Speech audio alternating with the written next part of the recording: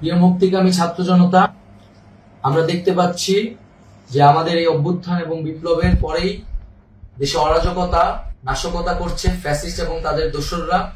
আমরা দেখতে পাচ্ছি যে বিভিন্ন জায়গায় এখন গোলাগুলি চলছে, মন্দিরে হামলা হচ্ছে এবং নাশকতা ও লুটপাট করছে।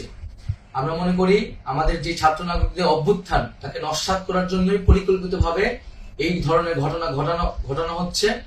আমরা মুক্তিকামী ছাত্র জনতাকে সজাগ এবং সতর্ক থাকতে আহ্বান জানাচ্ছি এবং আমাদের যে অন্তর্বর্তীকালীন সরকার, আমরা সেই সরকারের প্রস্তাবনা 24 ঘন্টার সময় নিয়েছিলাম। জরুরি পরিস্থিতি মোতাবেক আমরা এখনই তার একটি রূপরেখা ঘোষণা করছি। আমরা সিদ্ধান্ত নিয়েছি যে সর্বজন গ্রহণযোগ্য আন্তর্জাতিক খ্যাতিসম্পন্ন নোবেল পুরস্কার বিজয়ী ডক্টর মোহাম্মদ ইউনূসকে প্রধান উপদেষ্টা করে অন্তর্বর্তীকালীন সরকার গঠন করা হবে এবং ডক্টর মোহাম্মদ ইউনূসের সাথেও আমাদের কথা হয়েছে।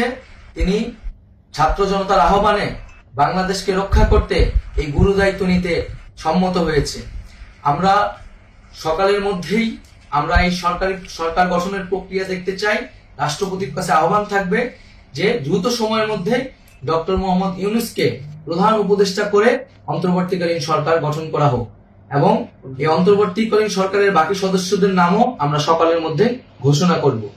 প্রিয় বন্ধুগণ, দেশে যে অরাজকতা চলছে, মানুষের জীবনের নিরাপত্তাহীনতা চলছে, সেজন্য আমরা রাষ্ট্রপতির কাছে আহ্বান জানাচ্ছি দেশে আইন শৃঙ্খলা পরিবেশ ফিরিয়ে আনার জন্য দ্রুত সময়ের মধ্যে কার্যকর ব্যবস্থা নিতে হবে এবং আইন শৃঙ্খলা বাহিনীকে সহযোগিতা করার জন্য মুক্তিকামী ছাত্র জনতাও রাজপথে থাকবে এবং অন্তর্বর্তীকালীন সরকার গঠন না হওয়া পর্যন্ত মুক্তিকামী ছাত্র জনতাকে রাজপথে থেকে তাদের যে অভ্যুত্থান, সেই অভ্যুত্থানকে রক্ষা করতে হবে। প্রিয় বন্ধুগণ, আমরা রক্ত দিয়েছি, শহীদ হয়েছি। আমাদের যে প্রতিশ্রুতি একটি নতুন বাংলাদেশ গঠন করার জন্য, সেটিকে আমাদের অবশ্যই বাস্তবায়ন করতে হবে এবং অবশ্যই ছাত্র জনতার প্রস্তাবিত সরকার বাদে কোন ধরনের সরকার কিন্তু মেনে নেওয়া হবে না।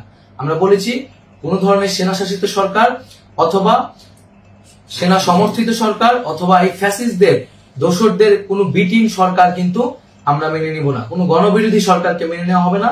ছাত্র জনতার অভ্যুত্থানকারী যে প্রস্তাবিত সরকার, অন্তর্বর্তীকালীন সরকার, যেটা আমরা সিদ্ধান্ত উপনীত হয়েছি ডক্টর মোহাম্মদ ইউনূসকে প্রধান উপদেষ্টা করে এই সরকার গঠন করা হবে, সেই সরকারকেই বাস্তবায়ন করতে হবে অবিলম্বে। আগামীকাল সকাল থেকে সকলকে আহ্বান জানাচ্ছি রাজপথে থাকার জন্য এবং আমাদের যেই সাম্প্রদায়িক সম্প্রীতি এবং রাষ্ট্রীয় সম্পদ রক্ষা কমিটির ঘোষণা হয়েছে বৈষম্যবিরোধী ছাত্র আন্দোলনের নেতৃত্বে, সকল পাড়ায় পাড়ায় এলাকায় এলাকায় সেই কমিটি পাহারায় থাকবে। আমাদের সংখ্যালঘু কমিউনিটিকে আমাদের রক্ষা করতে হবে, রাষ্ট্রীয় সম্পদ এবং এই দেশকে রক্ষা করতে হবে আমাদের।